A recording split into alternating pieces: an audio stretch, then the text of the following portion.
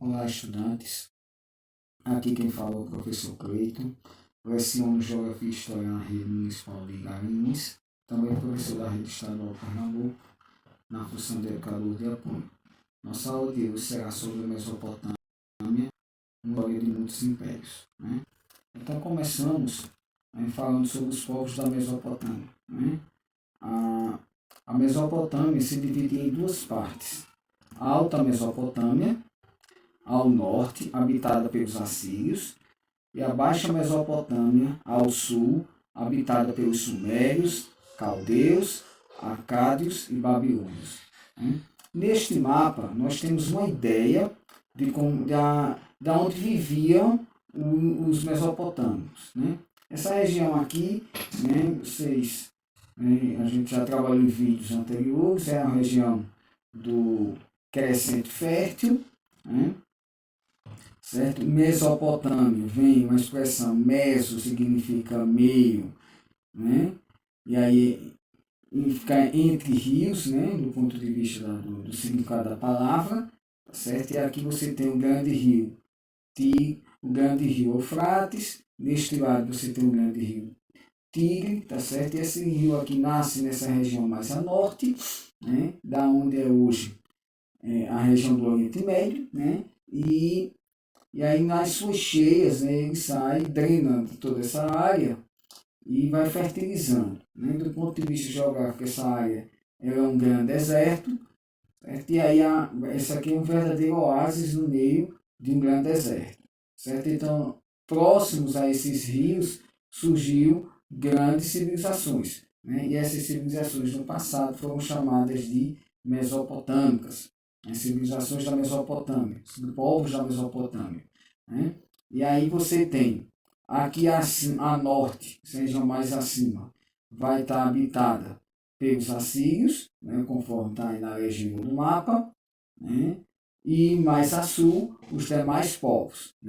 Vai estar o povo acádio, vai estar aqui os sumérios, foi dos primeiros, e depois os babilônicos. Certo? Então aqui, essa grande região aqui vai ver toda povoada por esse grande povo. E aí ao longo da nossa aula de hoje você vai ver um pouquinho das características de cada um deles. O primeiro desses povos, vamos falar dos assírios, que é os que viviam ao norte, na chamada Alta Mesopotâmia. Era um povo militarista, como coloco destaca aí, e também eles, naquela época, já tinham carros de combate, já tinham cavalaria, e eram violentos, por onde passavam, deixavam rastros de destruição. Ou seja, ele era aquele povo que já se organizava para a dominação. Então, quando os assírios, aonde os assírios que eles invadissem, que eles buscassem a terra que eles queriam, quando eles conquistavam, uma vez conquistada, eles dominavam com um poderio muito, muito forte, e ali aqueles que fossem resistentes a eles eram violentamente reprimidos. O segundo povo, que aí vamos falar, são os sumérios, e aí diz aqui o berço das grandes cidades. Isso, as primeiras cidades começam a surgir na região dos sumérios. Um exemplo, uma das cidades dos sumérios é a cidade de Ur. E Ur, conta a Bíblia que foi da onde Abraão saiu para a terra prometida.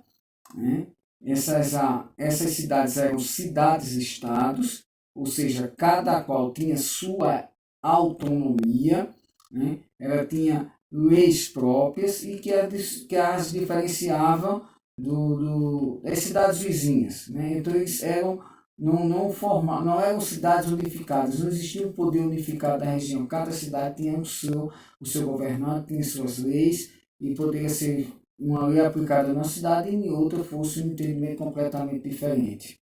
Tá certo? Vamos fazer um exemplo disso. Pegue duas cidades, cidade A e cidade B, distante 10 quilômetros.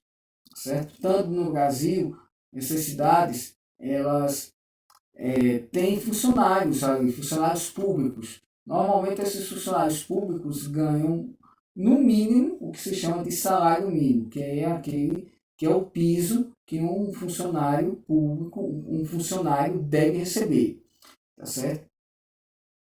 A cidade ela não tem autonomia para baixar, pagar menos com o salário mínimo, ela pode até pagar mais, mas menos não. E por que isso, gente? Porque nós temos um poder centralizado que indica que cada, cada cidade, né, e que cada trabalhador, nesse caso nosso, ele deve receber um salário mínimo, independente de onde ele esteja.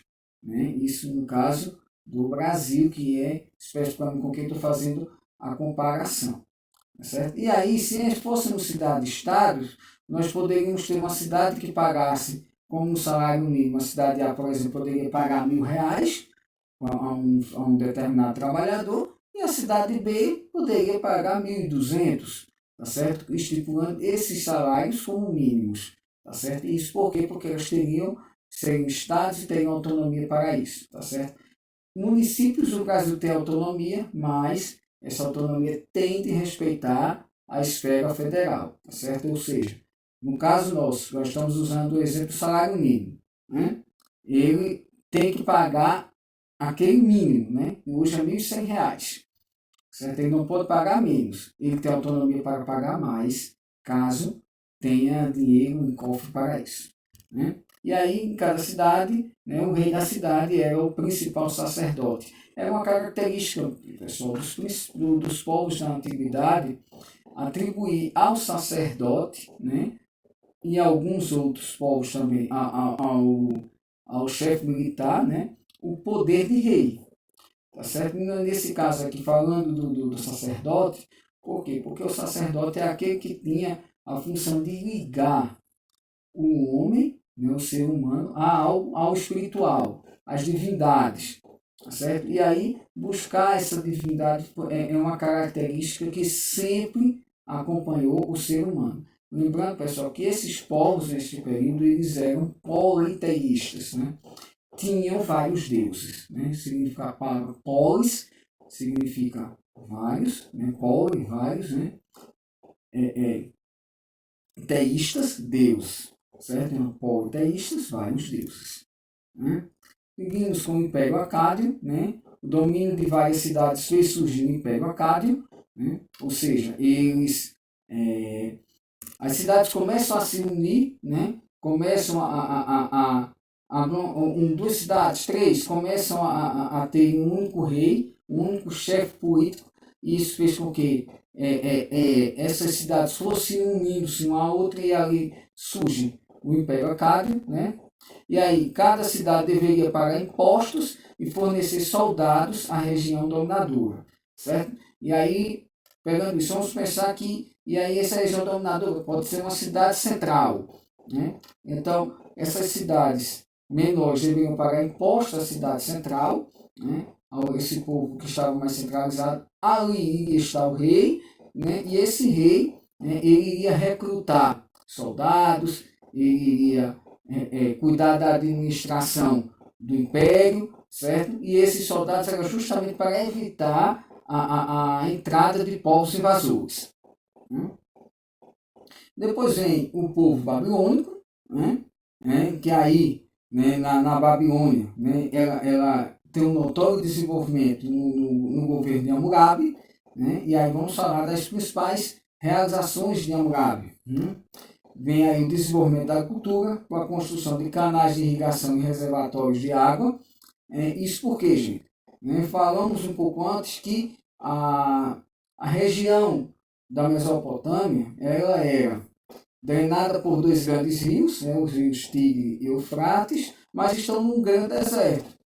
Então, para se produzir alimentos para uma população crescente, se faria necessário expandir a agricultura, e não há como ter agricultura sem água. Então, o Hammurabi consegue recrutar pessoas, né, e ele consegue fazer grandes obras públicas, basicamente voltadas para a irrigação e reservatórios de águas para o abastecimento humano, tá certo? E, é claro, para a produção agrícola, né? elaboração do Código de Hammurabi, tido como o primeiro código de leis da humanidade. Pessoal, veja só, no Código de Hammurabi, ele é um código que é até hoje estudado, né?